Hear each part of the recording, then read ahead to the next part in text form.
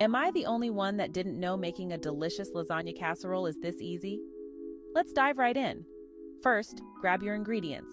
You'll need lasagna noodles, ground beef, marinara sauce, ricotta cheese, mozzarella, and some fresh herbs. Start by cooking the noodles according to package instructions. Meanwhile, brown the ground beef in a skillet until it's nice and crumbly.